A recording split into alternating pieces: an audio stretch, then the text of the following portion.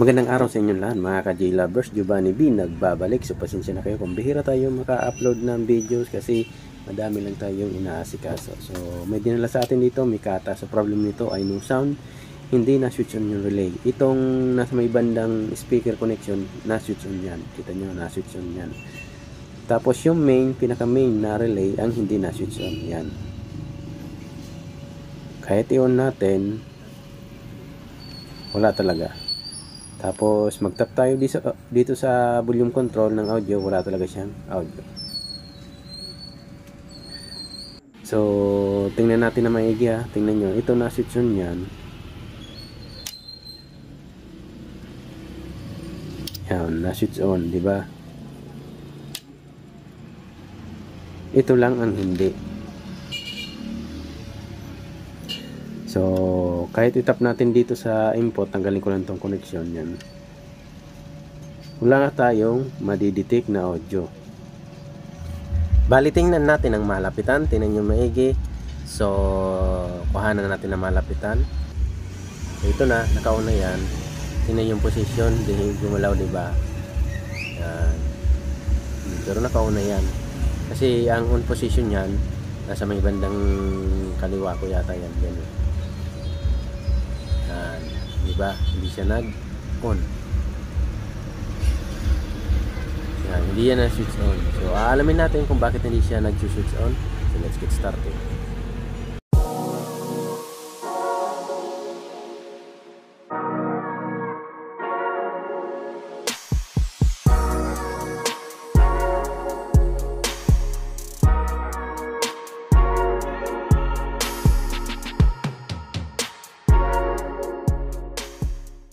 Bali, ito na tinanggalan natin siya sa housing niya. So kadalasan yan mga ka-J Lovers ay pwedeng ginalawang yung parts, may DC output kaya hindi na-switch yung relay, o nagmamalfunction yung relay. Yung mga kadalasan na tinatamaan kaya hindi siya na-switch yung relay.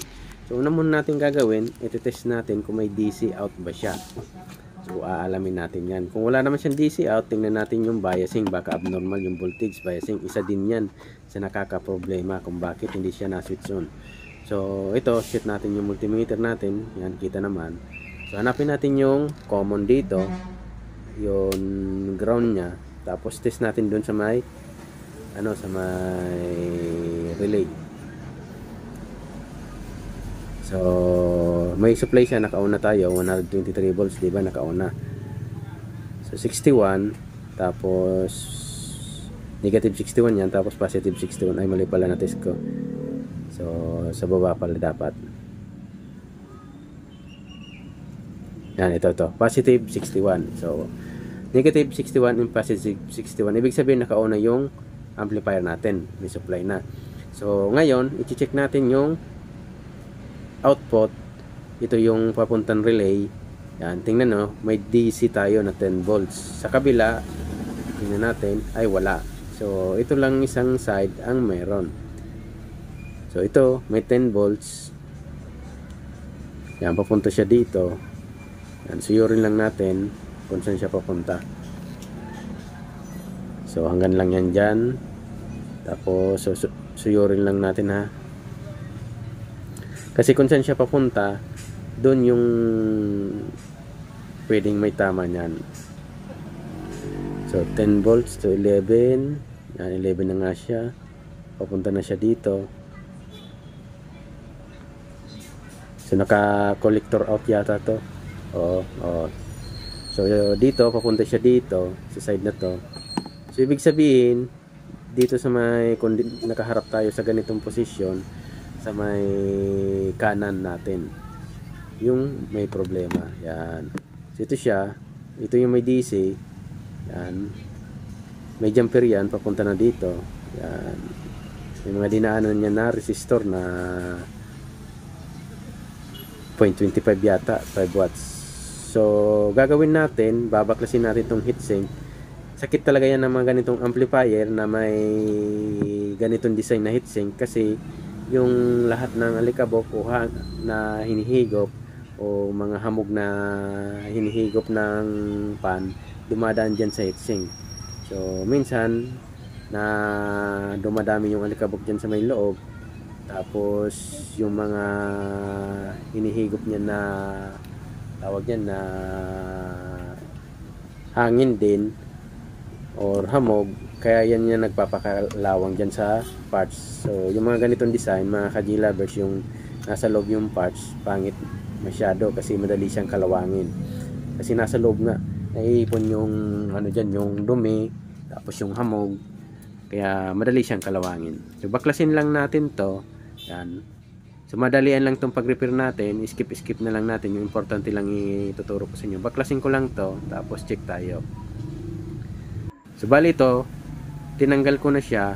Itong isa lang ang inano ko, tinanggal na output kasi nga hindi siya matanggal dahil may capacitor na nakaharang.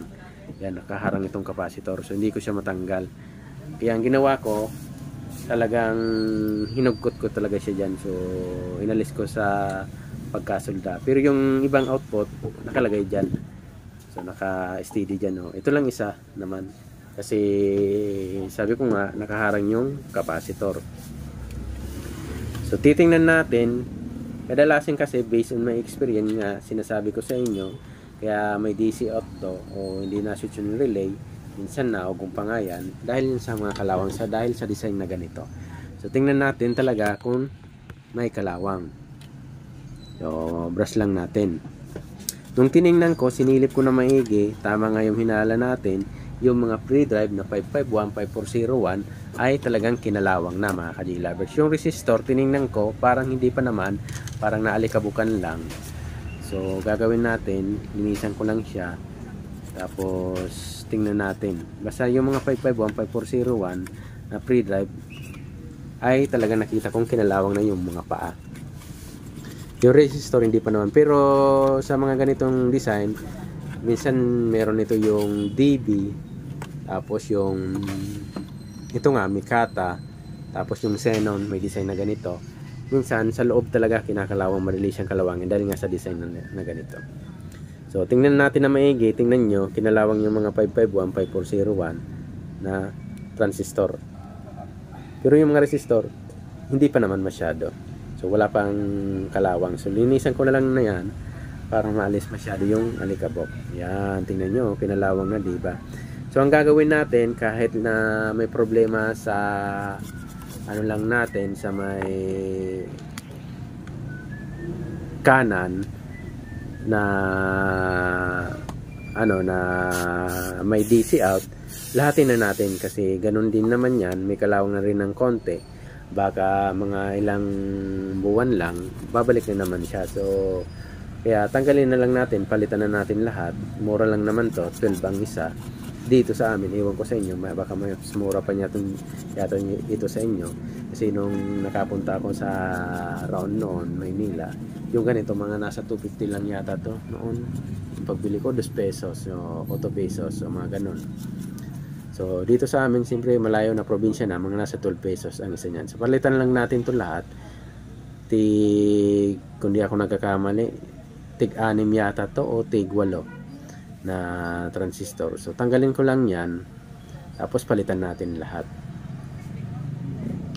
So bali ito na, tinanggal na natin siya. Yan, tingnan nyo maigi. Yung iba napuputol na nga yung paa dahil sa kalawang. Yan, wala ng paa, diba? So kuha lang tayo ng bago para palitin natin. Nilinisan ko na rin dyan para pagpasok natin ng mga transistor ay maganda. So hindi na rin kalawangin masyado. So yun o, 8 pala na 551, 6 na 5401.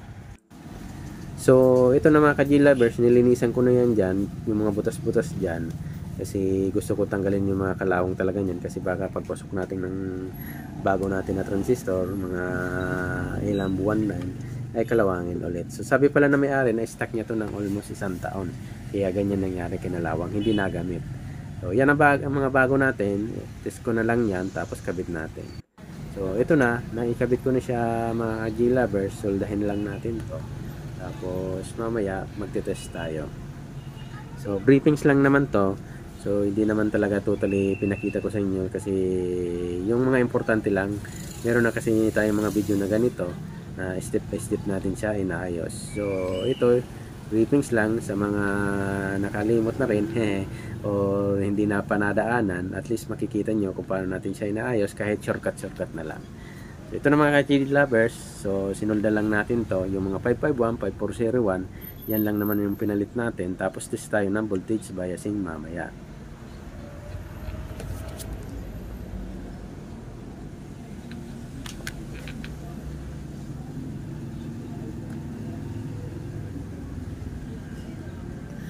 So, solder ko lang ito mga ka-GD lovers.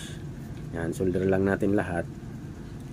So, papromote muna ng aking channel. Kung bago pala kayo sa ating channel, please subscribe and pahit ng notification bell para updated kayo sa bawat ina-upload ko na video. Then, pahit na rin na like button kung nagustuhan nyo. Kung sa FB page ito napapanood, pa-follow, pa-share, and pa-like na rin. Thank you very much sa lagi nyo pagsubaybay sa ating channel.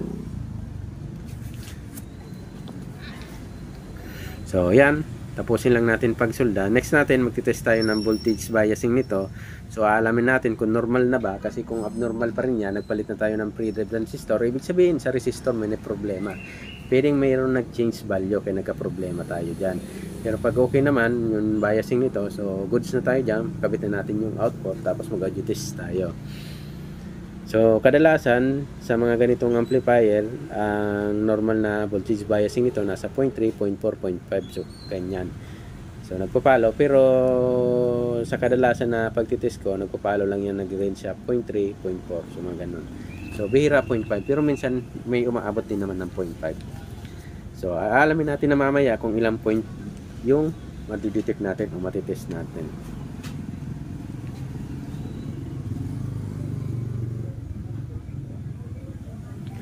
Yan, tapusin lang natin to pag solder nito.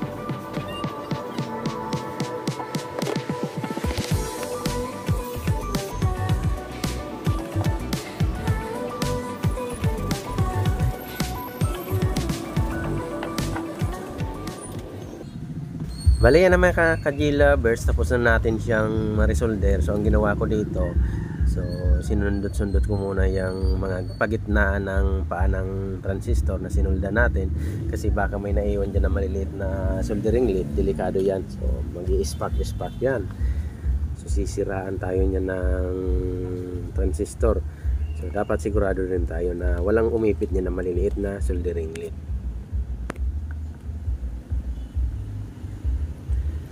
So, pagkatapos na nitong masiguro na wala na talaga siyang mga tilamsik dyan, so ang gagawin natin ay check tayo kung may voltage pa ba yung output nito.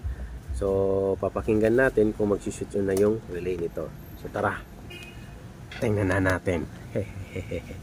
So, sit lang natin yung multimeter. Tara, tingnan natin to. Test natin. Pakinggan natin yung relay kung mag-switch on.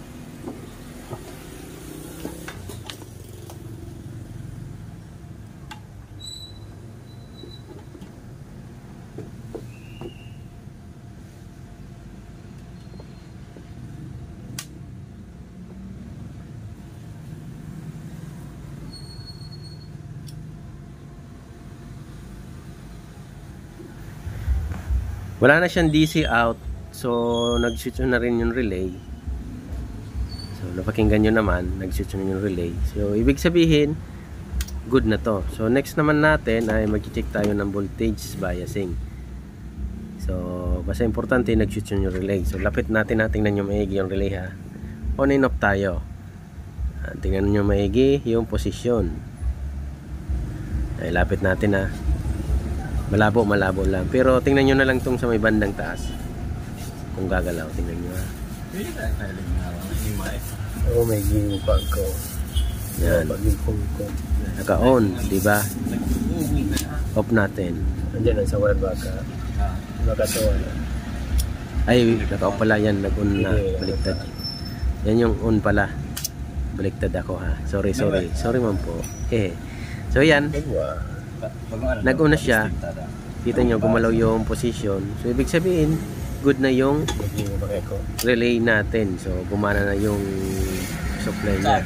So, hindi na siya nag-protect. Nagpo-protect siya dahil yung mga pre-drive transistor nga natin may kalawang. So, ibig sabihin, may posibilidad din na may DC off na nga talaga na-check natin. May posibilidad din na may pagka-abnormal yung voltage biasing nun. Kaya, ganun siguro. So, ngayon, mag-check tayo ng voltage biasing para sigurado tayo kasi kahit naman good yung pag-on ng relay, kung abnormal yung voltage biasing, wala din yan kasi iba yung tunog niyan pag abnormal yung voltage biasing. Test nga natin, isa-isahin natin 0.3. So good. Yan yung sinasabi ko sa inyo, nasa rin siya ng 0.3, 0.4, 0.5. So nasa normal siya. So 0.3, almost 0.4. Diba? Nasa normal siya. 0.3, 0.3. Almost magkakapareho sila na hindi naglalayuan. So, ibig sabihin maganda yung pagka-biasing natin kasi lahat pinalitan natin yung mga pre-drive. May audio na siya. So, next natin mag-audio test tayo.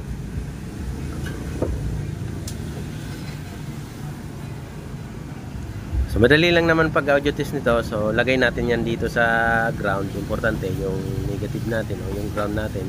Lagay natin sa ground din. Tapos sundot na lang natin to sa left and right. Tapos magtatap tayo dito sa input. So titingnan natin kung both left and right meron siya doon. Parang sa ako. Maoran nga roon dyan. Masundo nga na ikaw, baby.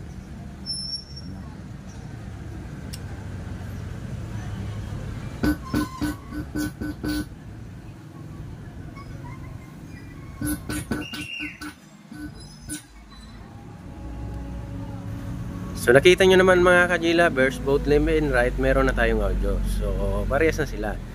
So ibig sabihin, may posibilidad na rin to na tutunog na to pag walang problema yung op amp o pre-amp or tone control natin. So malalaman natin yan. So ang gagawin natin ay kabit ko lang to lahat, tapos tingnan na rin natin muna yung relay na position. So dyan tayo nagsusundo to. Pwede din dito sa pagkatapos ng relay. Dyan. Pwede tayo magsundot dyan. Tapos stop tayo dito. Yan, left and right yan. So tingnan natin yung position ng relay na hindi natin makita kanina. Ito, maliwanag na dito kasi wala dito parang malabo sa takip ng relay. Tingnan nyo maigi yung position, yung galaw ng relay. Yan, hindi bago na siya. So, kabit lang natin pala yung mga connection nito.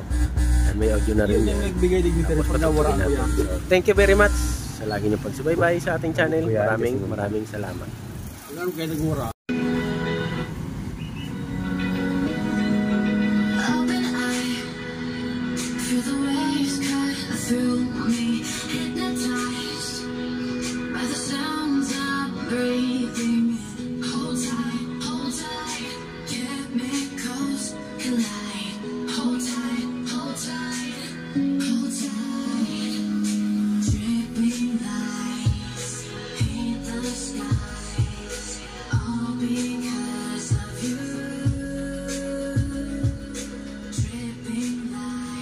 Ano kaya silang buwan na nalagay na eh?